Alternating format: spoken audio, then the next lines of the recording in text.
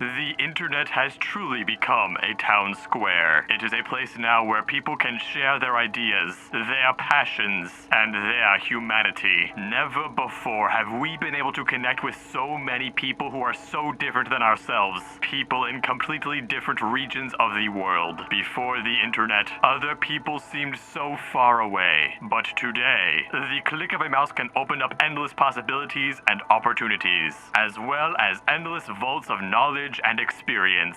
The internet has brought more people together than ever before, and has expanded the idea of what is possible for humans to achieve.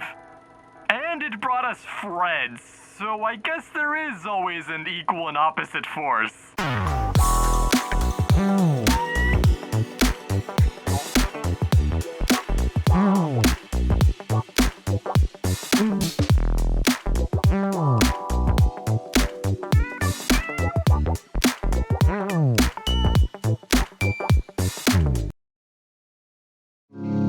Hello, my fellows and fellas, and welcome back to AP Alfred, where our topic for the day is YouTube, and how it crafted us all into the messed up people we are today. I mean, at least kids now have more positive influences, like people on TikTok trying to spread important messages, or YouTubers and Twitch streamers raising money for charity, and people trying to spread mental health information to people who need it all across social media. Back in my day, we had Fred and Annoying Orange and Shane Dawson. We give social media a lot of flack and tend to blame it for pretty much everything, but I do think it's important to point out that things have improved in some respects. But of course, every good thing has to have an equal and opposite bad thing. So it's not exactly all good, but overall it does at least seem like there is more positive going on now than there used to be. Unfortunately though, I'm not a kid now. I was a kid back then, and I was raised by Fred Figglehorn. I can still remember jumping on the old Compaq, waiting 2 hours for it to actually open Internet Explorer, and going onto YouTube to watch Fred videos on ultra low resolution. It sounds like it would suck, but back then it was amazing. Just the thought that anyone could upload anything, that any kid out there could make their own show, was intoxicating. It's weird to think about how for kids now it's just a normal part of life, and that now it can actually get so toxic and overbearing people willingly leave social media because of how much of a negative influence it can have. A lot has changed over the years. But you didn't come here for me to sound old, you came for me to talk about Fred.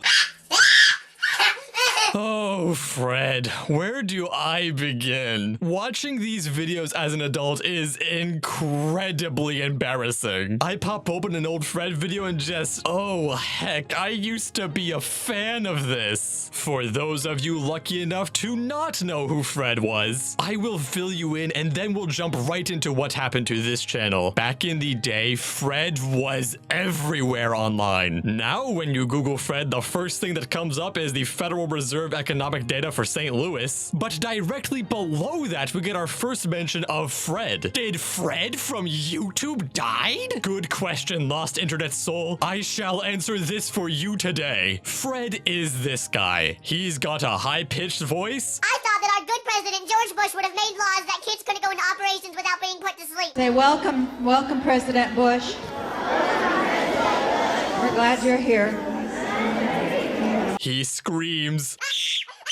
He runs around. He does things like this. He's basically the epitome of early internet humor. And believe it or not, Fred was quite the pioneer in the YouTube space. While other YouTubers had catered to kids before, I think it's safe to say nobody made kids as large of a focus as the Fred channel did. And it really paid off, with Fred becoming the very first YouTube channel to reach 1 million subscribers. So, like it or not, this guy pioneered the platform for the thousands of others who would come afterward, and he really invested into the whole business side of things as well. YouTuber merch now is basically something everyone has. They upload a video, head over to Spreadshirt, and slap their name on a design thinking that anyone would actually pay for their garbage print-on-demand shirt. But back in the day, it wasn't that easy to just pop out infinite numbers of merch lines, and Fred selling shirts kind of helped to reinforce the idea on YouTube that when you got big, big, you sold shirts. Unfortunately, you can't buy Fred shirts anymore. Not even on eBay. When I searched there, I just got a shirt with Fred from Sanford and Son. Fred, for better or worse, had a major impact on YouTube. But every success story has a humble beginning. Okay, that is not at all true. Most success stories are just about rich people getting richer, but in this one instance, he did have a humble beginning. Fred is a character, obviously, portrayed by this guy, Lucas Cruikshank. Apparently, he got bored one summer and decided to make some skit videos with his cousins on a channel they created called JKL Productions, with the L in their name standing for Lucas. The channel now hasn't made any new videos in over 10 years, but you can go back through the catalog and find an even younger Lucas before the days of Fred. This channel was the primordial Fred soup that, with the right mixture of ingredients, would end up birthing an internet sensation. On the channel, Lucas tested out lots of different characters until he eventually came up with the Fred character that made his debut in the Halloween special, Fred on Halloween in October of 2006. While the character was initially just another shot at a new character, people loved Fred, and so Lucas kept making more videos for the channel until eventually Fred had outgrown his humble beginnings and was ready to become a brand all of his own. This is the time when Lucas was preparing to create the Fred channel, but according to the internet, which as we know is the most reliable source out there, the Fred channel was owned by somebody else, and Lucas had to work with YouTube to acquire the channel. Could you imagine actually being able to communicate with YouTube rather than the outsourced PR firm that probably runs their Twitter feed and will just give you a form response if you're lucky enough to get a response at all? Let alone being able to get a channel from somebody else? Although now that I think about it, I've never tried asking before. Maybe they would just give me a channel if I asked nicely. Hello, YouTube? I'd like one PewDiePie channel, please. Okay, I'll hold. I've been on hold for 6 days. They will not beat my resolve. So now that Lucas owned the Fred channel, he started to upload new and old episodes to the channel, creating the Fred brand that exploded in popularity. He even made a brand deal, which didn't have any disclosure or anything. And the tactics for the brand deal were really sly and subliminal. Today, you can get in trouble for not putting a hashtag ad in the title or top line of the description. Back in the day, though, Fred could get away with corporate brainwashing. He truly was a pioneer. But this was only the beginning of the story. For the Fred channel was only the beginning of the Fred brand. There was music, including 2 albums titled Who's Ready to Party and It's Hackin' Christmas with Fred. Some Fred songs even got on the charts, including Christmas Cash. I can make it easy for you. All I want for Christmas is cash money. Christmas is creepy. Don't leave me cold. That's kind of strange.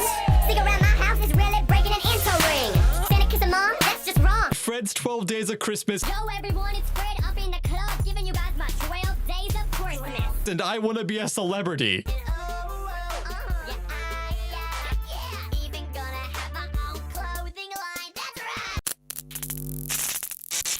So yes, we can also thank Fred for popularizing the idea of YouTuber music. And oh, the ripple effect that has had. Fred didn't end at YouTube and music though. There were appearances on iCarly and other shows. Fred merch was sold at Hot Topic, Justice, and Five Below. Yeah, you heard that right. Fred was a status symbol for both the edgy elites and thrifty moms. Anytime I go to Five Below, I keep hoping they'll have a Fred shirt, but all I end up leaving with is another I Shitsu Not graphic tee. Is this the best funny t-shirt? Yes, I Shitsu Not. And then there's the expanded Fred universe, or as I like to call it, FU. We've got a trilogy of made-for-TV movies. Fred 1, Fred 2, Night of the Living Fred, and Fred 3, Camp Fred, along with a full-on show that had 24 11-minute long episodes episodes, all within a couple of years. People who think Star Wars has been milked to death clearly have not seen what executives will do with a mildly successful internet star. While all of these movie deals and television episodes were happening though, the Fred YouTube channel was starting to shrink its content output. I mean, what was the point of making new Fred YouTube videos when you could just pump out a few more movies and make way more money? The hardcore fans started to wonder what the future of Fred and the Fred YouTube channel would be. Yes, I said hardcore fans. You would be surprised how invested people got into Fred. And the fans received the answer to their prayers when a new video was uploaded to the channel called Fred is Back. Your PC,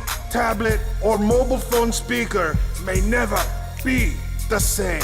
Well, they were right. Life was never the same after Fred. People waited in anticipation for the grand return of Fred, the return of the king, and they were greeted with this. Hey, it's me, the new Fred! Hey! Remember the Fred character with his funny YouTube videos? Well, now Fred is back, and he's even crazier! They called him New Fred, a boy who would try really hard to say that he's funnier than the original Fred while also trying to recreate old Fred videos. Oh, and there was a bunch of product placement for some Korean cereal brand. I'm so glad you have come to YouTube. Yay! What is your favorite cereal? Yuck-Sun cereal! Yay!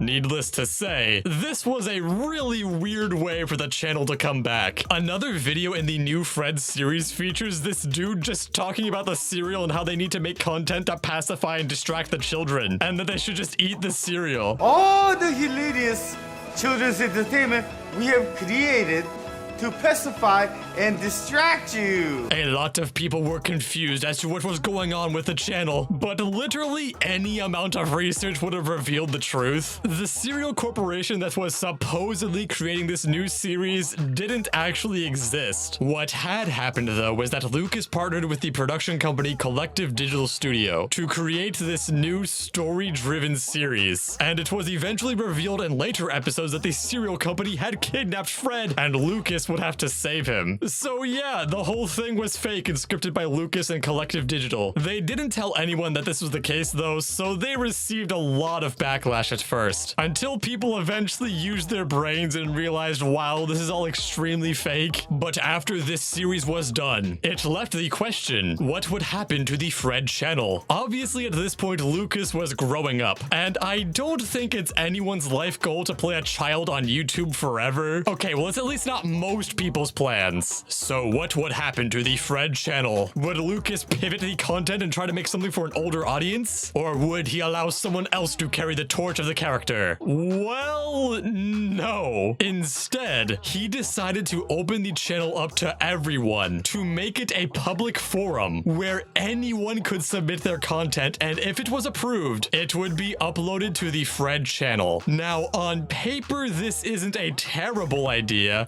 but it's a terrible idea. For one thing, everyone can already upload to YouTube, so this wasn't really something that was needed. And when lots of people can upload to the same channel, it begins to lack any form of brand identity or focus. You had people making stop motion animations, a Minecraft series, skit videos, challenge videos. What was this channel supposed to be? Heck, even a young Jake Paul had a series on the channel where he'd approach random people on the street and interview them and pie them in the face. What's up, guys? I'm Jake Paul, and this is In Your Face. Truly very little has changed. Because of the lack of focus on the channel, views dropped like a rock, and the channel stopped uploading videos in summer of 2015, finally killing Fred. Or at least so we thought. You see, after the Fred channel was dead, Lucas made his own channel where he still makes videos to this day. While Fred is not the main focus of this channel, he does come up often enough, even sometimes with new skits. The Fred Facebook page was also used by Lucas until 2017 to drive more traffic to his short-form videos. But besides the occasional skit video and reference, Fred is dead. I'm sorry to break it to you, innocent Googler, but it's true. And honestly, it's for the best. YouTube as a platform has evolved a lot since the 2000s. The platform as a whole has a much different direction now than it used to. People just don't want Fred anymore. Probably because he was annoying and look looking back, not really funny at all if you were over the age of 8. But even though the content made was, well, not the greatest, it's impossible to deny the impact Fred had on the kind of platform YouTube would become. He was one of the first big names on the platform. He was the biggest name on the platform for a time. A lot of what is considered normal now, things like merch and brand deals and music and tie-in movies and shows, were really popularized by Fred. For better or worse, this platform has been crafted by Fred. For better or worse, all of us here have been crafted by Fred. Which is a horrifying thought, so please excuse me while I go do a bleach cleanse and get an exorcism and now travel in time to my younger self and force him to watch Nova Science instead of Fred. No matter where I go, I still hear his voice, like he's still there. I don't have any other choice. I need to run away, to start a new life somewhere Fred can't find me.